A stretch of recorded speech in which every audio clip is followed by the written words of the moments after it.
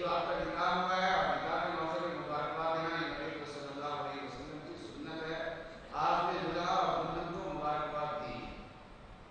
اور دوسری مبارکباد یہ ہے کہ آپ اور ملک میں بیٹھے ہوئے ہیں اور جس خاتون سے آپ کا نکاح ہوا ہے وہ دوسرے ملک میں بیٹھی ہوئی ہیں، تو نبی صلی اللہ علیہ وسلم کا بھی ایک نکاح اس طریقے سے ہوا. تو سب لوگ کہنے لگے سبحان اللہ کہ نبی صلی اللہ علیہ وسلم کی سنت یہاں پر بھی موجود ہے. زندگی کا کوئی شے ایسا نہیں.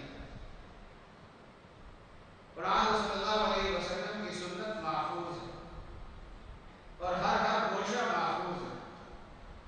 چند سال پہلے یہاں پر ڈاکٹر محمود احمد غازی تشریف لائے رحمہ اللہ تعالیٰ قرآن کے درجات کو بہت بلند فرمائے. تو وہ بیان کے دوران فرمانے لگے کہ میرا جانا ہوا ویٹیکن سٹی میں جو عیسائیوں کا ایک مذہبی مرکزی مقام ہے. تو وہاں کا پوپ تو اس وقت موجود نہیں تھا، لیکن اس کا نائب موجود تھا. کہنے لگے کہ میں نے اس سے ایک سوال کیا. سوال کیا ہے کہ کوئی ایک جملہ آپ لوگوں کے پاس ایسا ہے جس کے بارے میں آپ کوئی ذمہ داری اور اعتماد کے ساتھ یہ کہہ سکیں یہ جملہ عیسیٰ علیہ السلام سے ہی منقول ہے. سوال کوئی کتاب کا نہیں ہے، کسی ایک باب کا نہیں ہے، ایک جملے کا سوال ہے کہ کوئی ایک جملہ تمہارے پاس ایسا ہے جس کو تم پورے اعتماد اور ذمہ داری کے ساتھ یہ کہہ سکو کہ یہ جملہ محمد صلی اللہ علیہ عیسیٰ علیہ السلام سے منقول ہے. کچھ دیر اس نے سوچا اور سوچ کے کہنے لگا کہ نہیں، ایک جملہ بھی ہمارے پاس ایسا نہیں ہے جس کے بارے میں ہم اعتماد اور ذمہ داری کے ساتھ کہہ سکیں کہ یہ نبی صلی اللہ علیہ وسلم سے منقول ہے. اور امام بخاری رحمۃ اللہ علیہ نے ان روایات کو جمع کیا ہے جو روایات صحیح ہیں.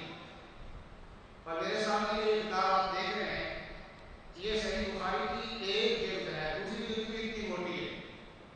جبکہ امام بخاری نے جہاں صحیح احادیث کی کتابیں لکھی ہیں امام مسلم نے بھی لکھی، اور ان کو یہ اعتراض ہے کہ صحیح احادیث ہم ساری جمع نہیں کر سکے.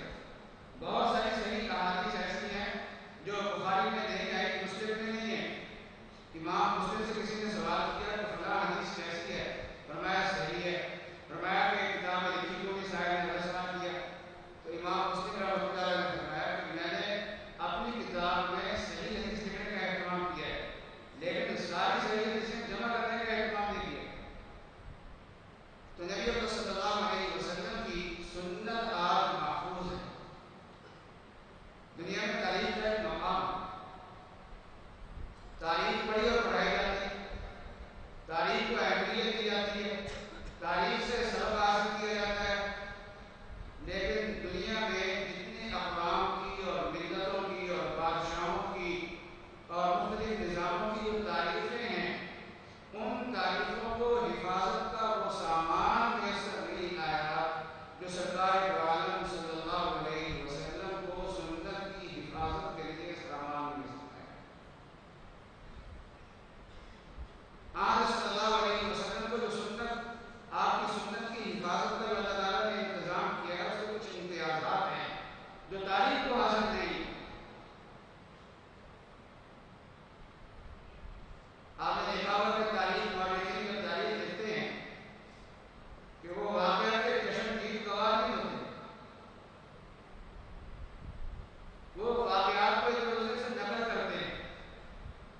2 مئی کا واقعہ ہے، 8 کا واقعہ ہے، پورا ڈیٹیل نقل کر رہا ہے اس کو. لیکن یہ لوگ چشمگیر گواہ نہیں، اور جو چشمگیر گواہ ہیں وہ تصویریں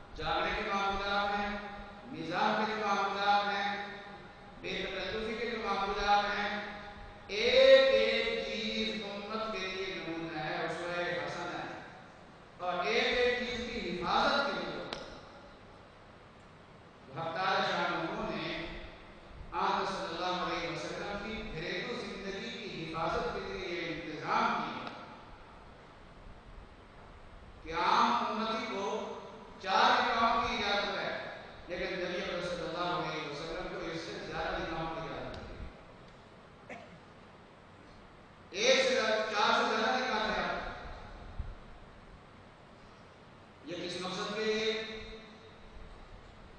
قرآن پاک میں وہ مقصد ہے، مقصد یہ بیان کیا گیا ہے وَاذْكُرْنَ مَا يُتْلَىٰ فِي بُيُوتِكُنَّ مِنْ آيَاتِ اللَّهِ وَالْحِكْمَةِ، کہ جن گھروں میں تم رہتی ہو ان گھروں میں قرآن پاک کی آیات کی تلاوت کی جاتی ہے اور حکمت کی باتیں سامنے آتی ہیں۔ حکمت سے مراد نبی اکرم صلی اللہ علیہ وسلم کی سنت، لیکن قرآن نے نبی اکرم صلی اللہ علیہ وسلم کی سنت کے لیے جو لفظ استعمال کیا ہے وہ ایسا ہے جس کا اطلاق قرآن صلی اللہ علیہ وسلم کی سنت میں بھی ہو سکتا ہے، قرآن صلی اللہ علیہ وسلم کی سنت سے نکلنے والے فقہی مسائل ہیں ان پر بھی اطلاق۔ تو قرآن کہتا ہے کہ تمہارا کام کیا ہے؟ کام یہ ہے کہ تمہارے گھر میں جو قرآن پاک کی تلاوت کی جاتی ہے اور جو تمہارے سامنے نبی اکرم صلی اللہ علیہ وسلم کی زندگی کی شکل میں، آپ کے اعمال کی شکل میں، آپ کے معمولات کی شکل میں، آپ کے اقوال کی شکل میں، آپ کے سونے کی شکل میں، آپ کے جاگنے کی شکل میں جو حکمت تمہارے سامنے آ رہی ہے، اس حکمت کو تم نے محفوظ کرنا ہے۔ آن صلی اللہ علیہ وسلم کو اللہ تبارک و تعالیٰ نے اولاد بھی عطا فرمائی اور آپ کا نکاح 25 سال کی عمر کے قریب قریب ہوا، جبکہ وحی کے نزول کا آغاز 40 برس کی عمر میں ہے۔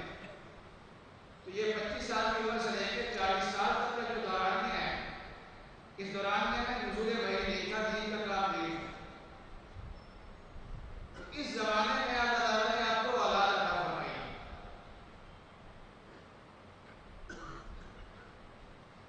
اور اس کے بعد ازواج مطہرات ہیں، ان سے اللہ تعالیٰ نے اولاد عطا فرمائی۔ ہاں البتہ خاندی تھی ماریہ بنت عمران کے ذریعے سے حضرت ابراہیم نے رسول اللہ صلی اللہ علیہ وسلم دنیا میں تشریف لائے۔ تو اللہ تعالیٰ نے اولاد دی اس لیے کہ جو خاتون اولاد اس کو مل جائے تو وہ تو اولاد کے دھیان میں رہ جائے گی، اور ازواج مطہرات کی زندگی کا مقصد وہ نہیں ہے جو عام بیویوں کا ہوا کرتا ہے، بلکہ اللہ تبارک و تعالیٰ ان کے ذریعے سے گھر کی سنت کو محفوظ کرنا چاہتا ہے۔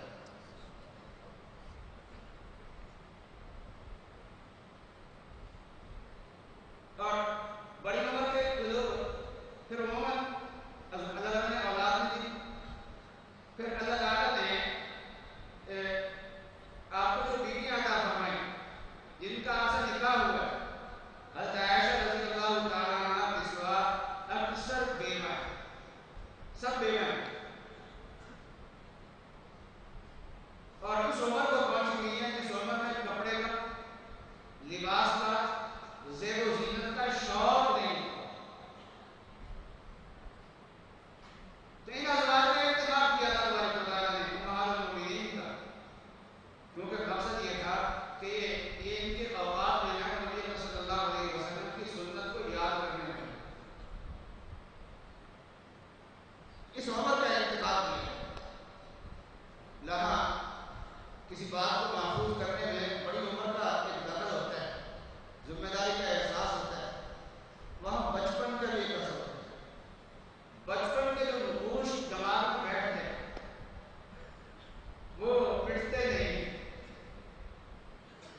اللہ تبارک و تعالیٰ نے کچھ صحابہ کو یہ موقع عطا فرمایا کہ ان کا بچپن آن صلی اللہ علیہ وسلم کے ساتھ گزرا، اور پھر بڑی عمر کے وقت جو ہے آن صلی اللہ علیہ وسلم کے ساتھ گزرا۔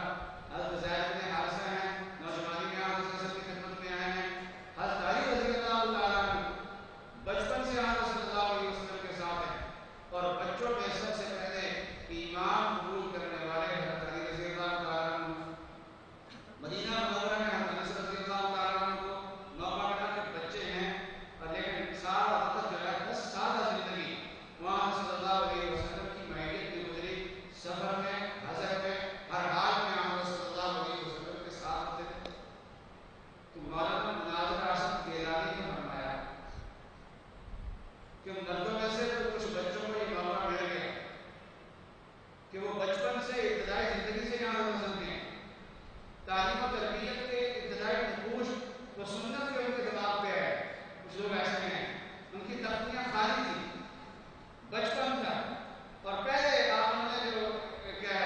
جو چیز حاصل کیا وہ نبی صلی اللہ علیہ وسلم کی سنت ہے اور آپ کو دیکھتا ہے اور آپ کی سنت کا نقش ان کے دماغ پہ بیٹھا ہے.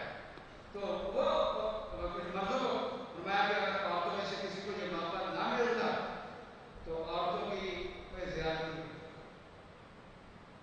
کہ مردوں کو یہ موقع مل گیا عورتوں کو موقع نہ ملا. اللہ تبارک و تعالیٰ نے یہ سعادت عطا فرمائی حضرت عائشہ رضی اللہ تعالیٰ عنہا کہ 6 برس کی عمر تھی کہ نکاح ہوا اور 9 برس کی عمر تھی کہ رسول اللہ صلی اللہ علیہ وسلم کے گھر میں رسول ہو گئے. اور پھر اللہ نے ان کو بھی اولاد دے رہا تھا 9 عمر تھی کیونکہ اللہ تعالیٰ تو ان سے دین کا کام لینا چاہتے ہیں. آج میں بہت سارے لوگ جو ہیں وہ اولاد نہ ہونے پر روتے ہیں لیکن دیکھتے نہیں ازواج مطہرات میں سے بیشتر ہے ایسے ہی ان کو اولاد ہی اللہ نے دی. اللہ تعالیٰ کی حکمتیں ہوتی ہیں.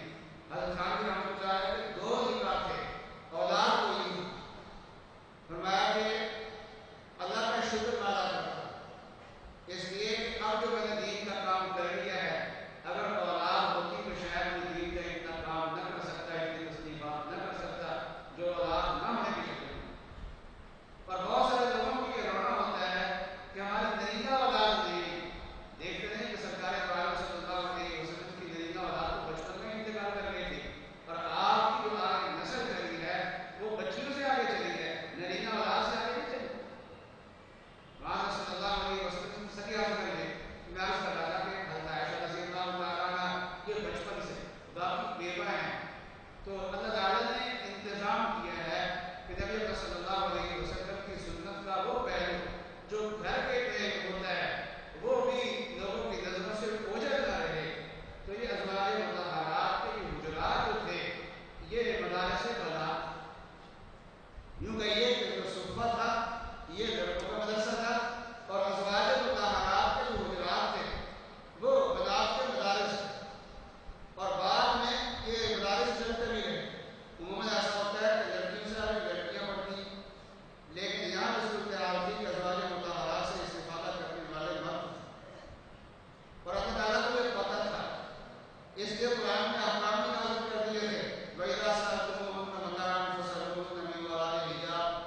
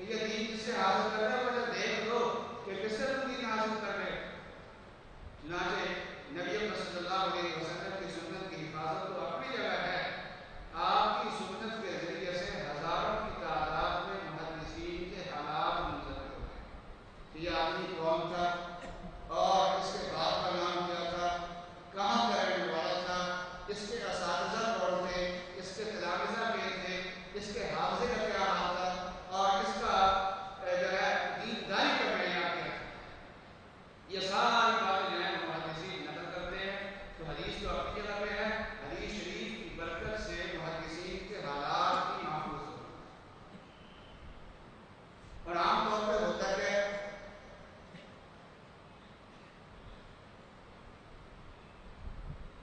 تاریخ میں کیا ہوتا ہے، ایک تاریخ دینے والا آدمی ہوتا ہے اور اس کے سامنے مختلف واقعات، مختلف حالات، مختلف اقوام، مختلف چیزیں ہوتی ہیں، لیکن صحابہ سے لے کے آج تک محدثین نے کثیر تعداد میں ان سب کا رب سرکار عالم صلی اللہ علیہ وسلم سب آج صلی اللہ علیہ وسلم کو دیکھ رہے ہیں۔ تو اندازہ فرمائیے کہ ایک شخصیت، ایک محبوب ہو، باقی سارے اس کے پروانے ہوں، اس کی باتوں کو سنتے ہو، اس کے اعمال کو دیکھتے ہو، اپنی زندگی میں اس کے عمل کو لاتے ہو اور ان کو محفوظ کرتے ہو، آگے نقل کرنے کو سعادت سمجھتے ہو۔ تو ایک شخصیت ہے اور اس کے حالات زندگی نقل کرنے والے اتنے لوگ مل جائیں تو اندازہ فرمائیے کہ اس کی زندگی کا کون سا گوشہ جو ہے وہ غیر محفوظ ہو سکتا ہے۔ تو اللہ تعالیٰ نے انتظامات کے، میں آپ کو بتانا چاہتا ہوں کہ اللہ تعالیٰ نے سنت کی حفاظت پہ انتظام کیا ہے، اور پھر صحابہ اکرام کو ذاتی طور پر دلچسپی بھی تھی۔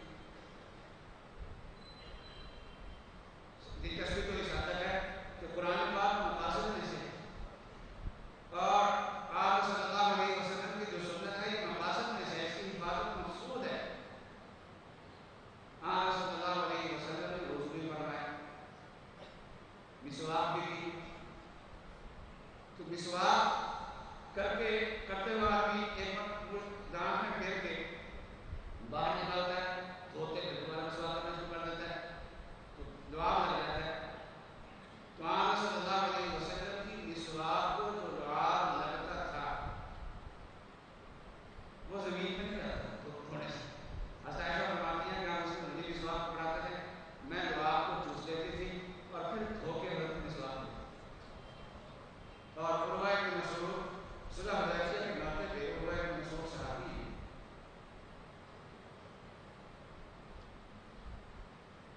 تو ابھی مشرکین کی طرف سے صلح حدیبیہ کے موقع پہ مذاکرات کے لیے آئے ہوئے، تو جا کے انہوں نے کہا کہ میں نے محمد صلی اللہ علیہ وسلم کے شاگردوں کو دیکھا ہے اور اس کے علاوہ دنیا کے بڑے بڑے بادشاہوں کو دیکھا ہے، لیکن جو محبت اور دلچسپی صحابہ کرام کو صلی اللہ علیہ وسلم سے ہے، محبت کے یہ نظارے میں نے دنیا کے اندر کئی دیے کہ آپ اپنے منہ سے جو آپ نکالتے ہیں اس کو زمین پہ نہیں کرنے دیتے، وضو کرتے ہیں تو وہ پانی زمین پہ نہیں کرنے دیتے۔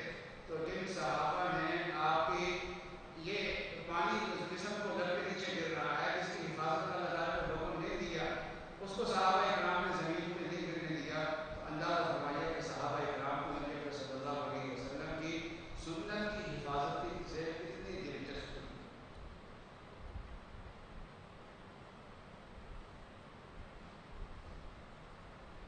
بات لمبی ہو جائے گی اس لیے میں اس موضوع سے ذرا ہٹ کے کتاب میں تھوڑا سا آتا ہوں۔ میں عرض کر رہا تھا کہ ہمارے لیے شکر کا موقع ہے کہ اللہ تعالیٰ نے ہمیں نبی اکرم صلی اللہ علیہ وسلم کی سنت عطا فرمائی، حدیث عطا فرمائی،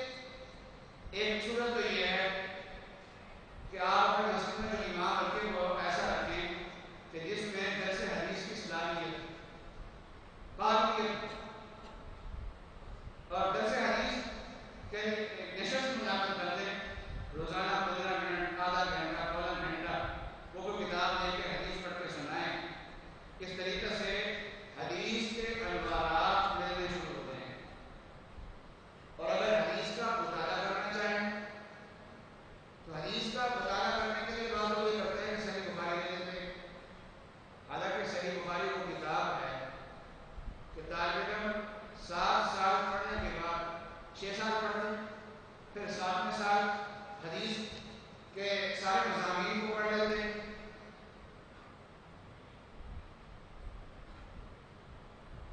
پھر 8ویں سال صحیح بخاری پڑھتے ہیں. تو کیا ہوتا ہے کہ استاد کی ضرورت پیش آتی ہے اور استاد کو وقتی مطالعے کی ضرورت پیش آتی ہے. اب یہ بات جو اس وقت میں پڑھا رہا ہوں، یہ وقت میں پڑھنے کا موقع ملا ہے، لیکن اصول یہ ہے کہ بخاری صحیح تازہ مطالعے کے بغیر نہیں پڑھا جا سکتا صحیح بخاری. اس لیے اصل سے پہلے سے لے کے مغرب کے بعد تک جو میرے پاس وقت تھا تو اس کے مطالعے میں کیا اس کو حل کرنے کے لیے اساتذہ کا ضرورت لگتا ہے. اور امام بخاری رحمۃ اللہ علیہ نے آج کے مسلمانوں کا ذہن اور سطح سامنے رکھ کے لکھی، یہ محدثین کی سطح سامنے رکھ کے لکھی ہے. اس لیے عام آدمی کے سمجھنا اس بس کی بات نہیں. اس لیے حدیث کا مطالعہ کرنا تو فقہی مسائل میں حدیث کا مطالعہ کرنے کی چلتا ضرورت نہیں ہے. اس لیے فقہی مسائل کو فقہ سے معلوم ہے اور حدیث سے فقہی مسائل نکالنے کا کام شروع کرے ہر آدمی وہ مشکل ہوتا ہے. اس لیے کہ فقہی مسائل میں ایک مسئلے میں متعدد حدیثیں ہوتی ہیں، ان حدیثوں میں سے کون سی حدیث کو لینا ہے کون سی حدیث کو نہیں لینا یہ ہر آدمی کے بس کی بات نہیں ہے. اور مسائل کے موضوع پہ جو کتابیں لکھی ہوتی ہیں ان کے پڑھنے میں ان کے مطالعہ کرنے میں ایک نقصان ہوتا ہے. تو مطالعہ کرنے والا یہ سمجھتا ہے کہ نبی صلی اللہ علیہ وسلم کی حدیث کا مطالعہ کر رہا ہوں یہ بات صحیح ہوتی ہے. اور پھر جب عمل کرتا ہے تو یہ سوچ کے عمل کرتا ہے کہ میں نبی صلی اللہ علیہ وسلم کی حدیث پہ عمل کر رہا ہوں، حالانکہ وہ صلی اللہ علیہ وسلم کی حدیث پہ عمل نہیں کر رہا ہوتا، وہ مصنف کی رائے پہ عمل کر رہا ہوتا ہے. اس لیے جن مسائل کے مصنف نے حدیثیں منتخب کر کے لکھی ہیں حدیثیں صرف وہ نہیں ہیں، اس کے علاوہ اور بھی حدیثیں ہیں. تو ان متعارف حدیثوں میں سے مختلف حدیثوں میں سے کون سی حدیث لینی ہے کون سی چھوڑنی ہے اس میں اس نے اپنی رائے سے کام لیا. نبی صلی اللہ علیہ وسلم نے اس کو کوئی ہدایت نہیں دی تھی کہ تم فلاں حدیث کو چھوڑ دینا فلاں حدیث کو نقل کر دینا. تو وہ جو کتاب میں اس نے حدیثیں نقل کی ہیں تو حدیث کے انتخاب میں مصنف کی رائے ہوتی ہے. تو پڑھنے والا کیا سمجھتا ہے کہ میں عمل کر رہا ہوں حدیث پہ، لیکن حقیقت میں عمل کر رہا ہوتا ہے مصنف کی رائے پہ.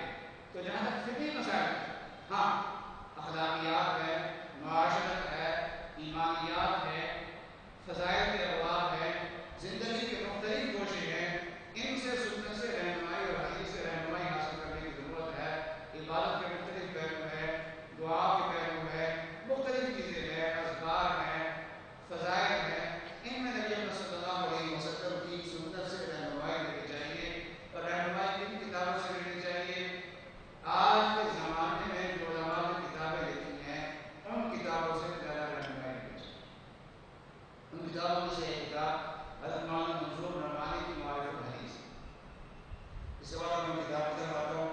امام بخاری رحمۃ اللہ علیہ نے آخری باب قائم کیا ہے وَنَظَرُ الْمَوَازِينَ الْقِسْطَ لِيَوْمِ الْقِيَامَةِ وَأَنَّ أَعْمَالَ بَنِي آدَمَ وَقَوْلَهُمْ جُوزٌ. امام بخاری نے باب کا عنوان قائم کیا ہے تو دو جملے ہیں، ایک تو قرآن پاک کی آیت ہے اور دوسرا جملہ امام بخاری کا ہے. قرآن پاک کی آیت کیا ہے؟ وَنَظَرُ الْمَوَازِينَ الْقِسْطَ لِيَوْمِ الْقِيَامَةِ کہ حق تعالی شان کو فرماتے ہیں کہ ہم قیامت کے دن انصاف کے ترازو نظر الموازین القسط لیوم القیامہ انصاف کے ترازو رکھیں. اور امام بخاری رحمۃ اللہ علیہ نے آگے اس تشریح میں ایک جملہ لکھا ہے کہ وَأَنَّ أَعْمَالَ بَنِي آدَمَ وَقَوْلَهُمْ جُوزًا کہ بنو آدم کے اعمال اور ان کے اقوال کا وزن کیا جائے. جو ہم اعمال کرتے ہیں اور جو ہم بولتے ہیں ان کا وزن کیا جائے. امام بخاری رحمۃ اللہ علیہ کا مقصد اس بات کو قائم کرنے سے کیا ہے؟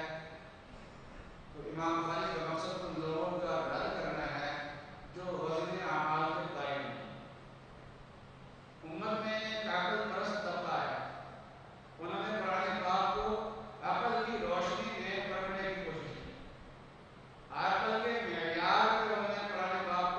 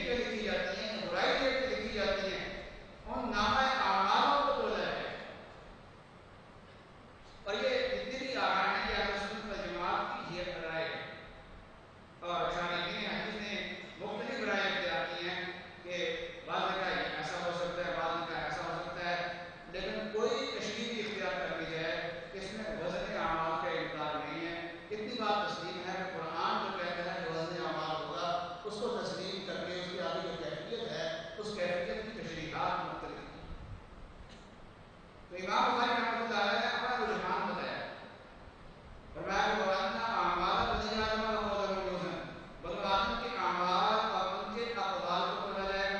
مطلب یہ ہے کہ جو رائے بعض لوگوں کی یہ ہے کہ بیان ہی اعمال کو تولا جائے گا اور بیان ہی اقوال کو تولا جائے گا، تو میرے نزدیک یہ رائے زیادہ راجح ہے۔ تو امام بخاری رحمۃ اللہ علیہ نے قرآن پاک کی آیت کی جو مختلف تشریحات ہیں ان تشریحات میں سے ایک تشریح کو اختیار کیا۔ آگے فرمایا کہ وقال مجاہد القسطاس العدل بالرومیہ، کہ امام بخاری رحمۃ اللہ علیہ کی عادت ہے کتاب تفسیر میں بھی اور باقی کتابوں میں کہ ہم قرآن کی آیت لکھتے ہیں تو آیت کے اندر آنے والے الفاظ کی وضاحت بھی کر دیتے ہیں۔ تو وَنَزَعَ الْمَوَازِينَ الْقِسْطَ لِيَوْمِ الْقِيَامَةِ، تو یہاں قسط کا لفظ ہے اور امام بخاری رحمۃ اللہ علیہ ایک آیت نقل کرتے ہیں، اس آیت میں جو لفظ استعمال ہونے والا ہوتا ہے اس سے ملتا جلتا کوئی لفظ کسی اور جگہ پر ہوتا ہے تو امام بخاری اس کا معنی بھی بیان کر دیتے ہیں۔ تو یہاں پر بھی آیت میں قسط کا لفظ ہے، لیکن امام بخاری رحمۃ اللہ علیہ نے قسطاس کا معنی بیان فرمایا ہے کہ قسطاس کا معنی ہوتا ہے العدل، اور یہ رومی زبان کا لفظ ہے۔ تو سوال یہ ہے کہ عربی زبان میں کیا عربی زبان کے الفاظ ہیں؟ اس کا جواب یہ ہے کہ دنیا کے اندر ایسا چلتا رہتا ہے، ہر زبان میں ایسا ہوتا ہے کہ ہر زبان میں دوسری زبان کے الفاظ آتے ہیں، تو عربی زبان میں بھی آ جاتے ہیں، لیکن جب وہ زبان والے اس کو استعمال کرنا شروع کرتے ہیں تو اب وہ لفظ اسی زبان کو بن جاتا ہے۔ تو عربی والے عربی خصوصیات کے ساتھ اس کو استعمال کرنا شروع کر دیں تو وہ عربی کا لفظ بن جاتا ہے، اور یہ بھی معنی ہو سکتا ہے کہ یہ لفظ مشترک ہے، رومی زبان میں بھی استعمال ہوتا ہے اور عربی زبان میں بھی استعمال ہوتا ہے، اتفاق سے دونوں زبانوں میں معنی بھی ایک۔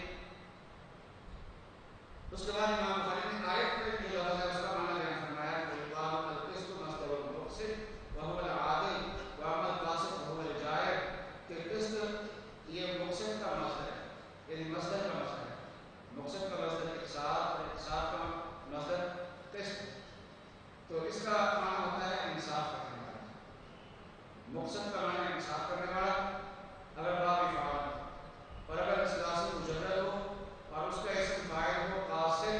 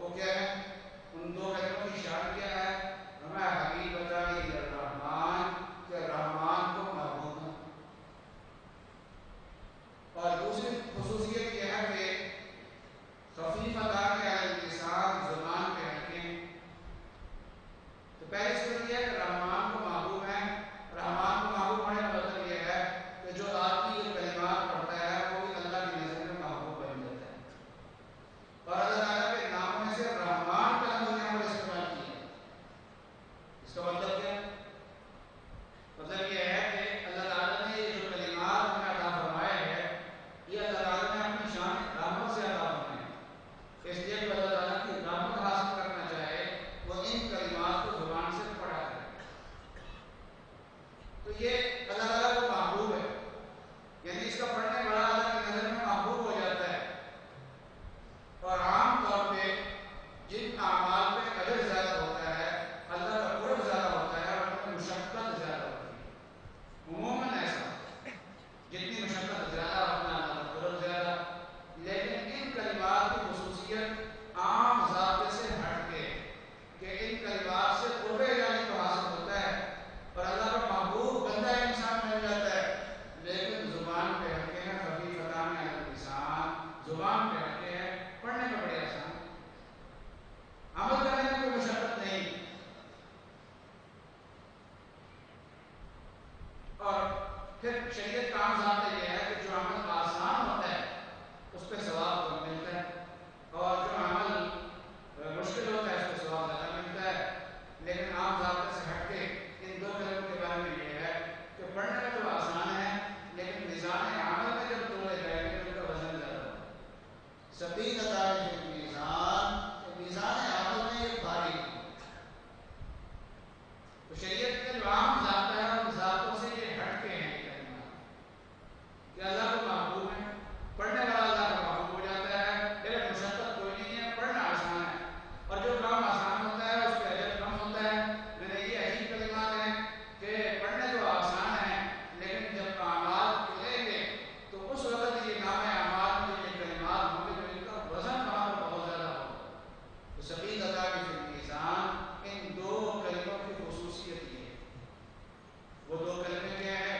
سبحان اللہ و بحمدہ، سبحان اللہ العظیم، سبحان اللہ و بحمدہ، سبحان اللہ العظیم. یہ دو کلمے ہیں، اتنے ہلکے پھلکے ہیں کہ میں نے 2-3 مرتبہ پڑھ لیے ہیں اور بڑے ہلکے پھلکے محسوس ہو رہے ہیں، کوئی بوجھ بھی محسوس نہیں ہو رہا، آسانی کے ساتھ پڑھے جا رہے ہیں. تو سبحان اللہ و بحمدہ یہ پورا جملہ اور کلام ہے، لیکن حدیث میں ان کو کلمے کہا گیا ہے حالانکہ یہ کلام ہے. تو اصل میں یہ نحوی کی اصطلاح پہ نہیں ہے. پھر یہ نحوی کہتے ہیں اور کلمہ فیہا کلام قلیل، یہ کلمہ کہتے ہیں کہ کلام کی مراد ہوتی ہے. کلام کا وہ کیا ہے؟ الفیہ اپنے مالک والا کہتے ہیں کہ کلام کا لفظ مفید تستقیم، کلام کا لفظ مفید تستقیم، واسم وفعل ثم حرف الکلم، واحدہ کلمۃ والقول عام، وکلمۃ فیہا کلام قلیل عام. کہ کلمہ کا لفظ بولے کہ کلام کی مراد ہوتی ہے. تو یہ دو کلام ہیں، سبحان اللہ و بحمدہ، سبحان اللہ العظیم. یہ رحمان ہے اپنی شان رحمت سے ہمیں مورد رحمت بنانے کے لیے یہ دو کلمات عطا فرمائے ہیں اور اللہ تعالیٰ کو بہت پسند ہیں. یہ دو کلمے اللہ کو پسند نہیں ہوتے اس لیے کہ اللہ تبارک و تعالیٰ کی صفات کا بیان اجمالاً اس میں ہوتا ہے. اللہ تعالیٰ کی صفات کو پسند کی ہیں. بعض صفات ایسی ہیں جو وجودی ہیں، اللہ تعالیٰ حی ہیں، قیوم ہیں، قدرت والے ہیں، ارادے والے ہیں، فعال لما یرید ہیں، سمیع ہیں، بصیر ہیں. یہ وجود کی صفات کہ یہ چیزیں اللہ تعالیٰ میں پائی جاتی ہیں. قرآن پاک میں اس کا بھی بیان ہے. پورا قرآن پاک اللہ تعالیٰ کی شان سے بھرا ہوا ہے. اور اللہ تعالیٰ کی صفات کچھ سلبی بھی ہیں. سلبی میں نا یہ ہے کہ ایسے نہیں نقائص، ان کلمات کے ذریعے سے اللہ تعالیٰ سے نقائص کی نفی کی جاتی ہے، عیب کی نفی کی جاتی ہے. اللہ لا الہ الا هو الحی القیوم لا تأخذہ سنۃ ولا نوم، کہ اس کو نیند نہیں آتی، ان کو اونگ نہیں آتی. قل هو اللہ احد اللہ الصمد لم یلد، وہ جڑیں اس کو کسی نے جانا نہیں، ولم یکن لہ کفوا احد، اس کا کوئی ہمسر نہیں ہے. لیس کمثلہ شیء،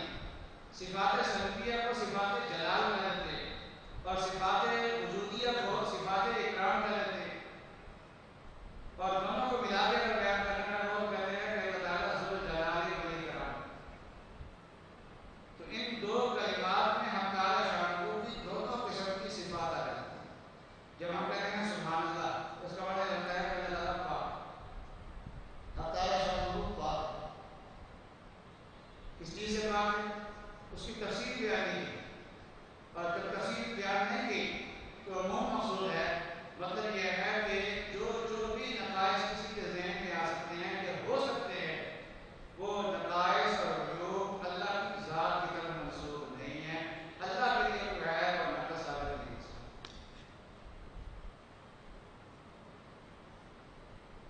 تو تمام صفات جلالیہ جو ہے اس کا بیان سبحان اللہ کے اندر آیا، اور جب کہا وہ بھی حمدی، جس کا معنی یہ ہے کہ ہم اللہ تعالیٰ کی تعریف کرتے ہیں، اور تعریف کسی کمال پہ ہوتی ہے، تو جب ہم نے کہا کہ ساری تعریفیں اللہ تعالیٰ کے لیے ہے، تو اس کا مطلب یہ ہے کہ ہم نے کہہ دیا کہ سارے کمالات جو ہیں اللہ تعالیٰ کے لیے۔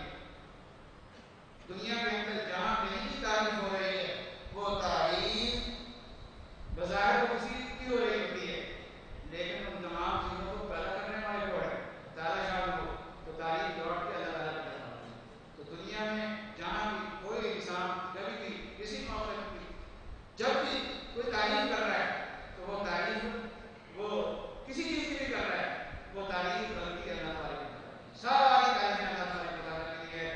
وہ بھی ہم بھی جب ہم نے کہا تو پھر اللہ تعالیٰ پھر سبحان اللہ، سبحان اللہ العظیم، سبحان اللہ میں اللہ کی صفات جلالیہ کا بیان ہے، اور عظیم اس شخصی اس ذات کو کہتے ہیں جس میں عیب کوئی نہ ہو اور برائیاں ساری پائیں، کمالات سارے پائے ہیں، تو اس کو کہتے ہیں کہ عظیم ہے۔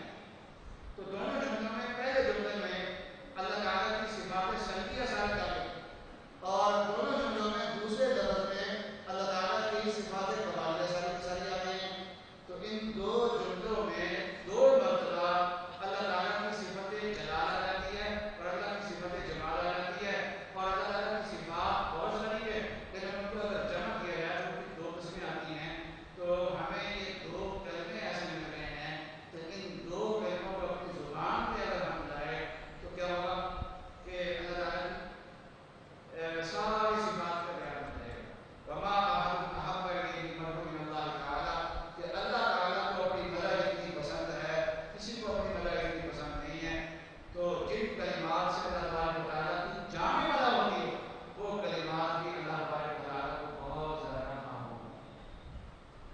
حافظ نے حضرت نے بتایا کہ سبحان کو یہاں مقدم کیا اس میں ان کلمات میں صفات سلبیہ کو پہلے، اس وجہ یہ ہے کہ منکرین زیادہ ہے، اللہ کی طرف عیب کی نسبت کرنے والے لوگ زیادہ ہے، اس لیے صفات سلبیہ کو پہلے بیان کرنا چاہیے، اور قرآن پاک میں ہر طرح سے بیان کیا ہے اللہ کی تسبیح کو۔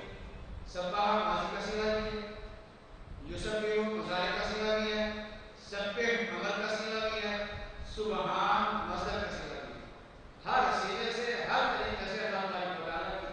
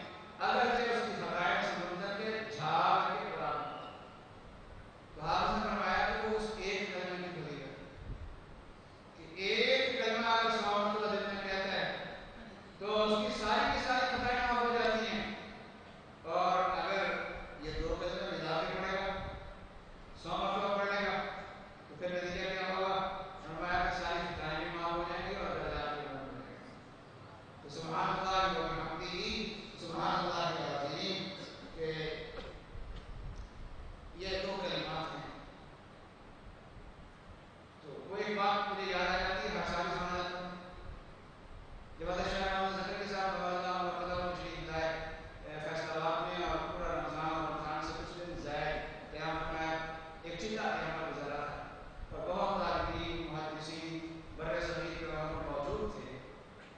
تو اس سال وہاں جو ختم بخاری تھا تو حضرت کے انتظام میں موقوف رکھا کہ حضرت ختم بخاری کریں گے.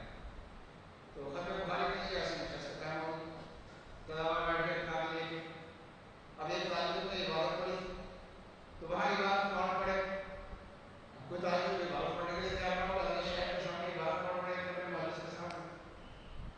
تو وہاں بخاری شریف والد صاحب پڑھاتے تھے، تو پھر والد صاحب نے آخری بات کی عبادت پڑھ کے فارغ ہو گئے اور مجموعے کا سناٹا چھایا. اس سے پہلے کوئی بیان نہیں ہوا، یعنی بس نشست قائم ہوئی، لوگ بیٹھے اور عبادت پڑھی گئی، سب خاموش بیٹھے، حضرت شیخ بھی خاموش بیٹھے. تو اصل میں حدیث کا تصور ہوتا ہے کہ طالب علم پڑھ لے اور استاد سامنے سبق پورا ہوتا ہے. استاد چاہے تشریح کرے چاہے نہ کرے، تشریح کی ضرورت نہیں ہوتی، حدیث کا سبق ایسے بھی ہو جاتا ہے. تو حضرت شیخ اس لیے خاموش تھے. اور مفتی صاحب عالم صاحب رضی اللہ عنہ نے فرمایا کہ حضرت کچھ وضاحت فرما دیں، تشریح فرما دیں. فرمایا کہ تشریح کرنے کی کیا ضرورت ہے، اللہ کو جو کرنے پسند ہے پسند سے کرنا چاہیے. تو ختم بخاری کی بے شمار تقریریں سمجھ گئی، لیکن حضرت شیخ کی اس تقریر کا اثر یہ ہے کہ اللہ تبارک و تعالیٰ نے معمولات جانے کی توفیق عطا. تو آپ کی اس نشست میں یومیہ 100 بار یا 200 بار، 100 بار صبح پڑھ، یا صبح کو 100 بار، شام کو 100 بار پڑھ لیں، یا